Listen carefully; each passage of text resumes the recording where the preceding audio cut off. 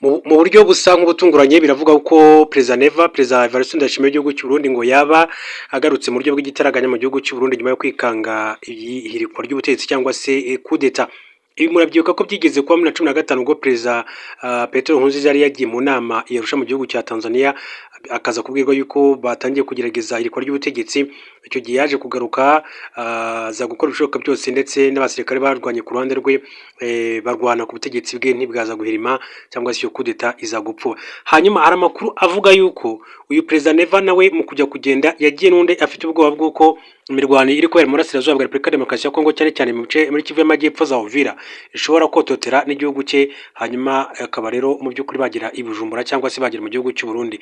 Ariko andi makuru akavuga yuko bitewe n'iyoherezwa ry'ingabo mu burasirazuba bwa Kongo cyangwa se n'ibibazo by'imbere mu gihugu, n'ubundi amaze iminsi yikanga ihirikwa ry'ubutegetsi cyangwa se kudeta. Hari amakuru rero turimo turagira tuvana ku bantu batandukanye bari imbere mu gihugu cy'u Burundi, cyane cyane bakunze gukurikirana politiki y'imbere mu gihugu cy'u Burundi, avuga yuko Perezida Neva ahari akomeje gutitira, akomeje kugira ubwoba, akomeje kwikanga ko ashobora guhirikwa ku butegetsi cyangwa se ashobora guhirima ubutegetsi bwe bishobora guhirima, hanyuma ngakaba yaba yongeye gufata rutema ikirere agaruka mu gihugu cy'u Burundi. Byinshi rero kuri aya makuru akomeje kugenda avuga ko Neva yaba yamaze kugaruka mu gihugu cy'u Burundi cyangwa se bayongeye gufata rutema ikirere agaruka mu gihugu cy'u Burundi, nyuma yo kwikanga yuko uwitwa General Prime Niyongabo ni chef d'état major cyangwa se umugaba mukuru w'ingabo z'igihugu cy'u Burundi, ngo hamwe na bagenzi be ngo baba bari mu mpango cyangwa se muri gahunda yo kuba bamuhirika ku butegetsi, nk'uko bikomeje kugenda bivugwa muri rusange. Mbere gato yuko tugaruka kuri operation, reka mbanze mbabwire andi makuru akomeje kugenda avugwa mu bice bitandukanye. Hari imirwano yakomeje ndetse ikomeje no gufata indi ntera ni mu burasirazuba bwa Kongo, Kivu y'Amajyepfo, umunsi wa kabiri w'imirwano ikaze muri kibaya cya Rusizi, ikaba imeze nabi. Muri Kivu y'Amajyepfo yongeye kubyukira imirwano ikomeye cyane ku munsi wa kabiri mu kibaya cya Rusizi ndetse na Kaziba muri Warungu, hagati y'ingabo za AFC 23 n'ingabo za FARDC. Ni kuri uwa gatatu rero ku itariki ya gatatu Kuboza nibwo imirwano yongeye kubura ikatogota kuva saa 10 za mu gitondo hagati y'iro rya FARDC Wazalendo na FDNB, ni ukuvuga ingabo z'igihugu cy'u Burundi ndetse n'inyeshyamba za Alliance Fleuve Congo M23, ngo zikomeje kubacanaho umuriro mu buryo bukomeye cyane. Amakuru nyesha bamwe mu bavandimwe banje bari hariya za mu bice bitandukanye muri Kivu y'Amajyepfo baravuga yuko ubu ngubu ibintu byakomeye, abaturage barimo barahunga, bari mu mashyamba, abandi bifungira mu mazu yabo. Muri iki gitondo rero abaturage ba Kamanyora bavyukiye mu masasu yumvikanaga impande n'impande y'intwaro rero ziremereye zinizoroheje, abantu benshi cyane bahuze bava Katogota rero bajya Kamanyora. Imirwano rero imwe n'imwe yo mu gace ka Kambara na Rugenge muri Kamanyora ntiyashoboye kwihanganira rero ubukana bw'imirwano, bahungiye mu baturanyi kure cyane ya Katogota. Amakuru aturuka muri ako gace agera kuri bamwe mu bavandimwe bari hariya muri biriya bice avuga ko Katogota ikomeje kugenzurwa na mama 23 nubwo bitavugwaho rumwe ku mbuga nkoranyambaga. Hanyuma agatonga muri sheferi ya Kaziba havuzwe imirwano mishya yadutse mu gitondo cyo kuri gatatu cya gatatu Kuboza, ni mu gihe kandi umunsi wose wo kwa kabiri ibintu byari bikomeye. Ku munsi w'ejo ntago ibintu byari byoroshye, aho intwaro ziremereye ndetse n'izoroheje zumvikanye kuva saa 9 kugeza saa 2 z'ijoro. Imibare y'agateganyo y'abaguye muri imirwano igaragaza ko ari abantu bagera kuri 3 bishwe b'umuryango umwe, umugabo, umugore ndetse n'umuhungu wabo bo mu mudugudu wa Burere muri groupement ya Mucingwa, ndetse n'umugabo n'abana be 4 muri groupement ya Muhumba n'undi muturage. Umugabo rero ni umuyobozi wa groupement ya Muhumba. Nanone mu burasirazuba bwa sheferi ya Kaziba abantu bagera kuri 11 biravuga ko bateraniye mu nzu bishwe n'igisasu cy'abagabwe. Bivuga ko amazu menshi yashenywe n'ibisasu byatewe hirya no hino, abantu benshi kandi barakomeretse, ndetse urusengero rw'Itorero Senkiam Serpa rya Buherere rwarasenyutse nyuma y'uko drone zihateye ibisasu mu buryo bukomeye cyane, nk'uko amakuru yakomeje kugenda abivuga muri rusange. Hanyuma rero abandi bitwa ni Red Tabara bamaze gushyira hanze itangazo rikomeye cyane. Ni itangazo rivuga yuko uyu mutwe wa Red Tabara urwanya leta y'u Burundi wahakanye gukorana n'umutwe wa mama 23 ndetse n'utwirwaneho irwanya ubutegetsi bwa Repubulika ya Demokarasi ya Kongo.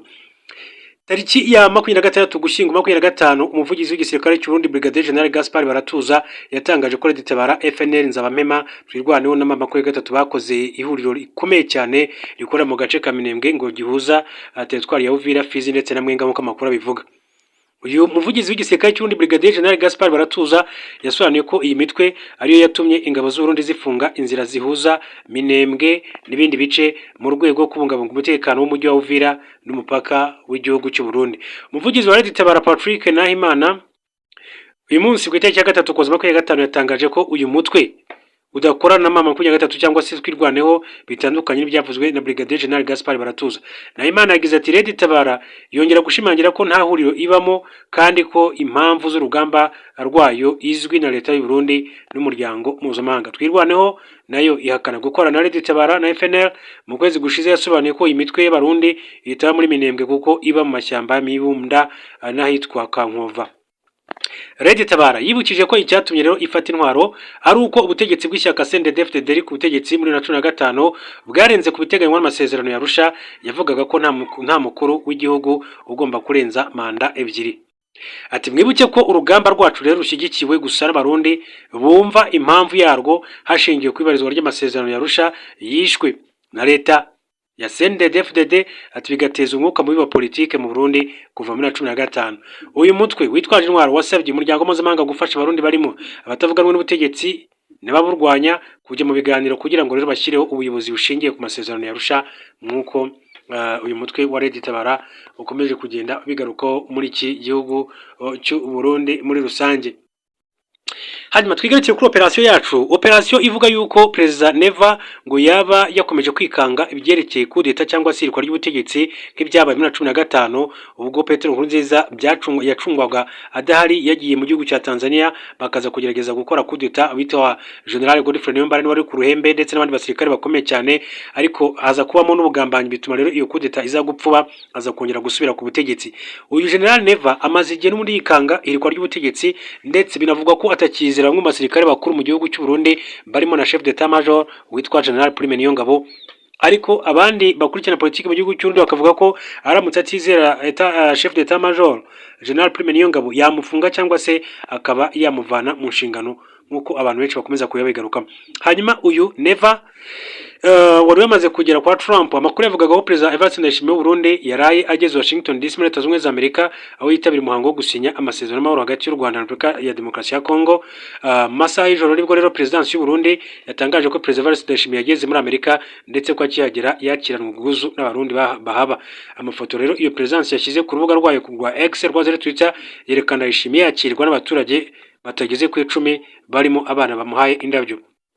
Kuwa kane rero ku munsi w'ejo ku itariki enye Ukuboza nibwo Perezida Paul Kagame w'u Rwanda na Felix Antoine Tshisekedi wa Repubulika ya Demokarasi ya Kongo bagomba kwemeza amasezerano y'amahoro ashyizweho umukono muri Kamena uyu mwaka mu muhango uzayoborwa na Perezida Donald Trump wa Leta Zunze Ubumwe za Amerika. Usibye Ndayishimiye abandi bamenyekanye ko bagomba kwitabira uriya muhango ndetse barimo Perezida William Samoei Ruto wa Kenya, binavuga ko yamaze no kugerayo. Uyu nguyu yayoboye umuryango wa Afurika y'Iburasirazuba na Joao Lourenço Manuel Wangora uyoboye umuryango Afrika yunze ubumwe African Union kugeza maginganga. Neva rero ese koko aya makuru akomeje kuvugwa akomeje kugenda agaruka ku mbuga nkoranyambaga nibyo koko yaba yamaze kongera gufata utumikire akagaruka mu Burundi yikanze kudeta? Reka dukomeze gukurikirana amakuru tuze kumenya ukuri kwayo, hanyuma rero tuze kuyasesengura tuze kwibagezaho mu nkuru yacu itaha. Reka rero dukomeze tumbabwira ko mu yandi makuru ndaza kubabwira ko umuhungu wahoze ari Perezida w'u Rwanda Juvenal Habyarimana yabwiye BBC ko nta kibazo kirimo, ati habaye hari uwo umuryango wabo wavuganye na Perezida wa Repubulika ya Demokarasi ya Kongo nyuma y'uko Perezida w'u Rwanda Paul Kagame ashinje uwo muryango kuba mu mugambi wo kujyana n'abutegetsi. Mu kiganiro n'abanyamakuru kwa kane atamuvuze mu izina, Perezida Kagame yashinje umwe mu bahungu ba Habyarimana n'abantu barimo rero bahoze ari abategetsi muri leta y'u Rwanda iriho ubu kuba umugambi bihuriyeho n'umutwe w'inyeshyamba FDLR urwanya ubutegetsi bw'u Rwanda ukorera muri Burasirazuba bwa RDC.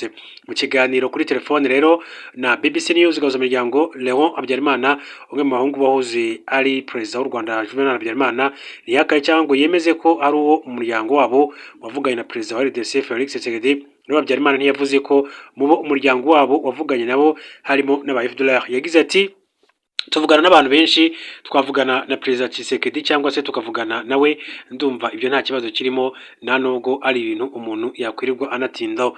Abajijwe kubisobanura neza yagize ati ikintu giwe nakwemeza ni uko abantu abo ari bo bose tuvugana ku byerekeye u Rwanda, tuvugana nabo turi gushakira ubumwe abanyarwanda, turi gushakira amahoro abanyarwanda bose, kandi turi gushakira ubutabera abanyarwanda bose. Muri icyo kiganiro n'umunyamakuru, perezida Paul Kagame yavuze ku muryango wa Habyarimana ubwo yasubizaga ikibazo n'umunyamakuru w'ikinyamakuru La Croix cyo mu Bufaransa. Uwo munyamakuru yabajije Kagame icyo atekereza ku kuba dosiye iregwamo Agathe Kanziga, umupfakazi wari perezida Habyarimana, bishoboka cyane ko iteshwa agaciro mu nkiko mu Bufaransa n'isano cyangwa se ijambo ubu muryango nk'uko uwo munyamakuru wa La Croix yabivuze ushobora kuba ugifite kuri FDLR binyuze muri Kinshasa.